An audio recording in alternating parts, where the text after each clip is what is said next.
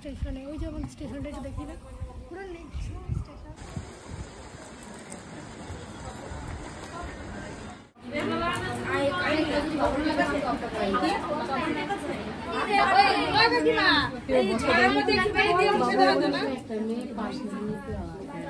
ছিল তো চলে গেল। খুব সুন্দর লাগছে। আমি শিল্পীকে বলেছিলাম আসতে, এসছে, সত্যি খুব ভালো লাগছে।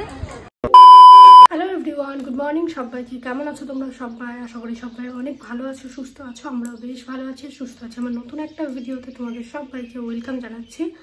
তো আজকে হচ্ছে এপ্রিলের 30 তারিখ, আর এখন বাজে 8টা 29। অনেক যুগ পর আজকে ভিডিও শুরু করলাম, বহু যুগ পর। তো আজকে একটা জায়গায় যাব। ভিডিও থাম্বনেল টাইটেল দেখে তো তোমরা বুঝেই গেছো কোথায় যাব। তো ভাবলাম আজকে একটা ভিডিও শেয়ার করি তোমাদের সঙ্গে। আর এই কটা দিন তো কোনো ভিডিও শ্যুট করতে পারিনি। কালকে ইউনিভার্সিটি গেছিলাম, তখন আমি গিফট কিনে নিয়ে এসেছি। তো এই যে দেখতে পাচ্ছ, চলো কি নিয়ে এসেছি তোমাদেরকে দেখিয়ে দিই। আগের ভ্লগ তো শেয়ার করিনি, নয়তো তখন দেখাতে পারতাম। কালকে নিয়ে এসেছি, কালকে কোনো ভিডিও শ্যুট করিনি, তাই ভাবলাম আজকে একবারে দেখিয়ে দিই। তো আমরা যাব হচ্ছে, আমরা বলতে আমি আমার একটা বান্ধবী যাব হচ্ছে সেতুদির সাধে। তোমরা তো থাম্বনেল দেখে বুঝে গেছো। তো সেই জন্য গিফট নিয়ে এসেছি। চলো তোমাদেরকে দেখিয়ে দিই। আর আমরা ভাবছি 11টার ট্রেনটা ধরবো। তো স্নান টান করতে হবে, রেডি হতে হবে। তো এই যে দেখো, এই শাড়িটা নিয়েছি, কেমন হয়েছে কমেন্ট করবে। এই যে কালারটা দেখো, ভীষণ মিষ্টি কালার। আর এটা হচ্ছে আঁচলটা, ভিতরটা আমি তোমাদেরকে দেখাচ্ছি। দেখো, তো এই যে দেখো ভিতরটা,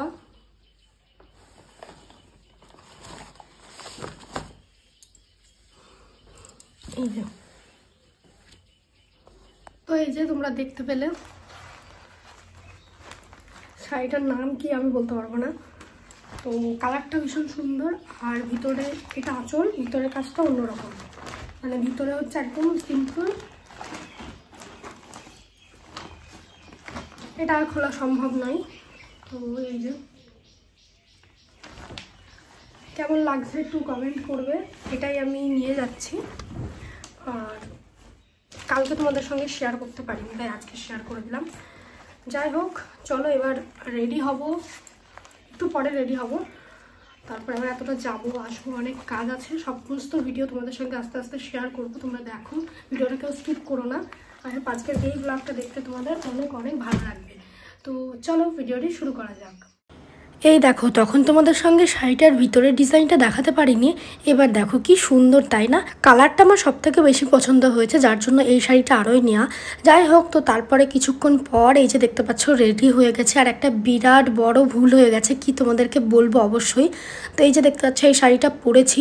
আর শাড়ি পরে আজকে আমি স্কুটি চালিয়ে যাব স্টেশন পর্যন্ত। তোমাদেরকে তো প্রথমেই বললাম 11টার ট্রেনটা ধরবো ভেবেছিলাম। তো সেটা ধরতে গেলে টোটোয় গেলে আর ট্রেন পেতাম না, যার জন্য ঠিক করেছিলাম গাড়ি নিয়ে যাবো স্টেশন পর্যন্ত।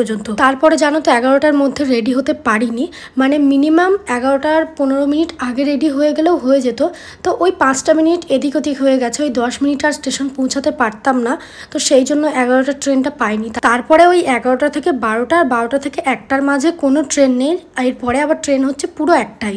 তো 2 ঘন্টা আমাদেরকে ওয়েট করতে হয়েছে, বুঝতে পারছো? তার মানে মাত্র 10 মিনিট এদিক ওদিকের জন্য। তো এই যে দেখো, কতক্ষণ আর বাড়িতে বসে থাকবো, তাই ভাবলাম স্টেশনের দিকে যাই। তো বাড়িতে ওই 1 ঘন্টা মতন বসে তারপরে স্টেশনে চলে এসেছি। তো এখানে এসে ভাবলাম কিছু ভিডিও বানানো হবে, সেই জন্য এই যে দেখতে পাচ্ছি এখানে এসে ওয়েট করছি। আর এটা তো কৃষ্ণনগরের দিকে যাচ্ছে, আর আমরা যাব পলাশির দিকে।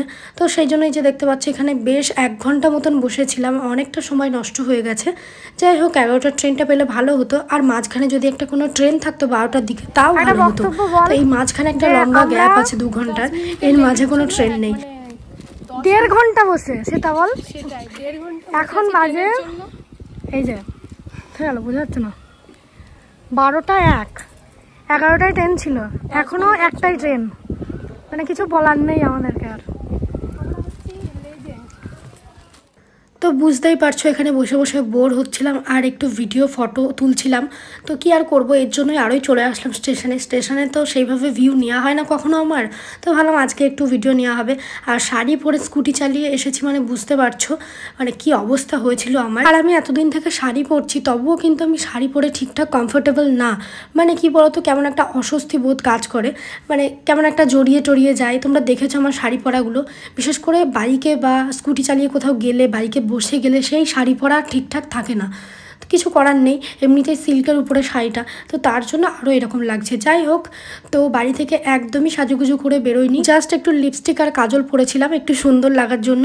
আর এই গরমে ইচ্ছা হচ্ছিল না, কোনো একটা ক্রিম মাখলে তো মুখটা একটু কালো কালো লাগে, আর আমি তো মেকআপ করি না তোমরা জানো। যাই হোক, তো এখন এই যে দেখো ট্রেন আসার সময় হয়ে গেছে, সেই জন্য যে জায়গাটায় উঠবো সেই জায়গাটায় এসেছিলাম। আর এই যে দেখতে পাচ্ছ এই জায়গাটার ভিউটা কি সুন্দর লাগছে, জাস্ট দেখো, আমার তো খুব ভালো লেগেছে এই ভিউটা।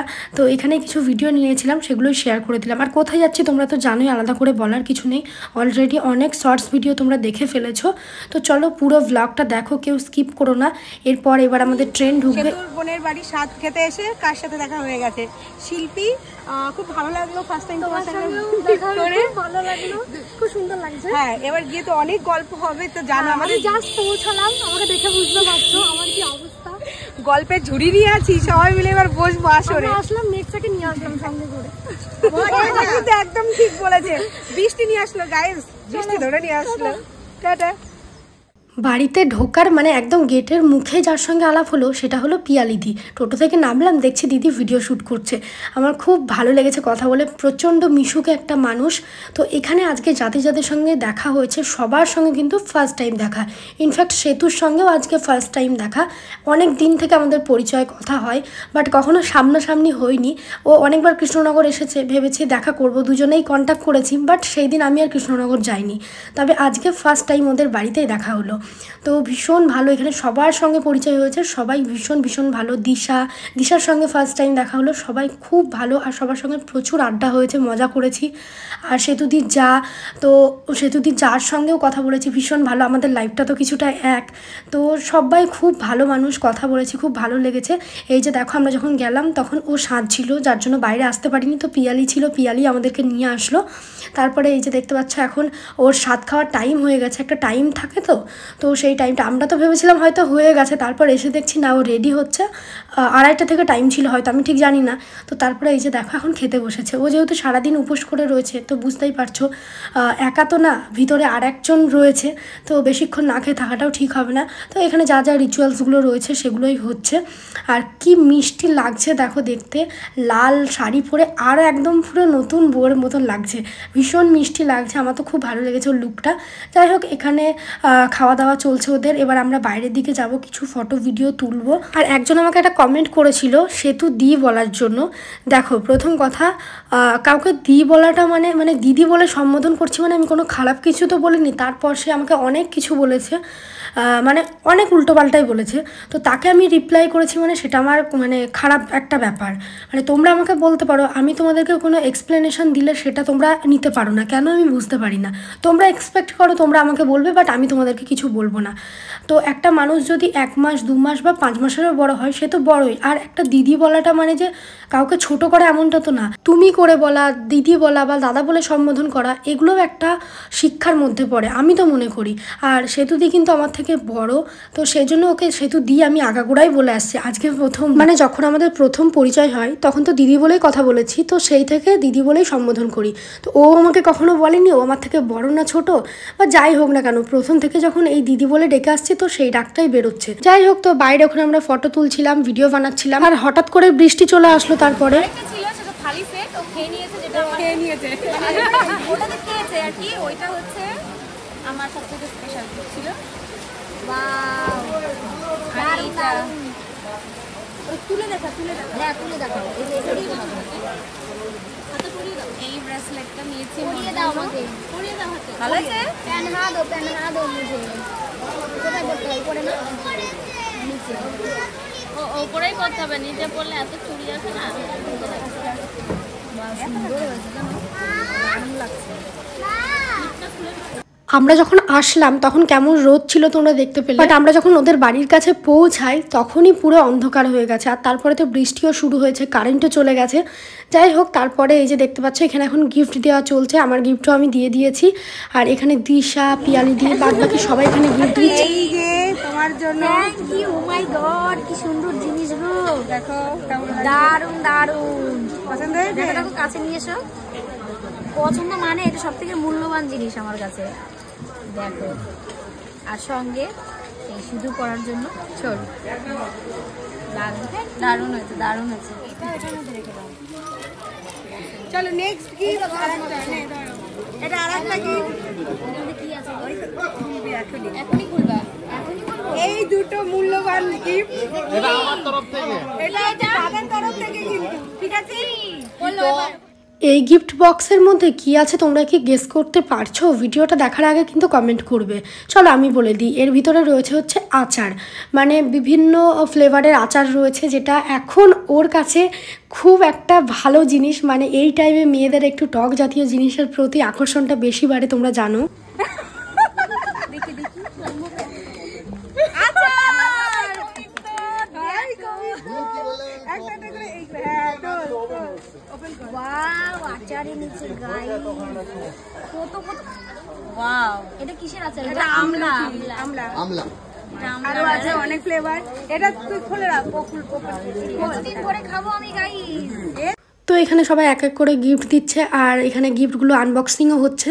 যাই হোক, আমরা কিন্তু খাওয়া দাওয়া করে নিয়েছি। মানে এখানে খাওয়া দাওয়ার অনুষ্ঠান হচ্ছে রাতে, তবে আমরা তো রাত পর্যন্ত থাকতে পারবো না, তাই আমরা ঘরের ভিতরে গিয়ে খাওয়া দাওয়া করে এসেছি। এবার আমরা বেরিয়ে যাব।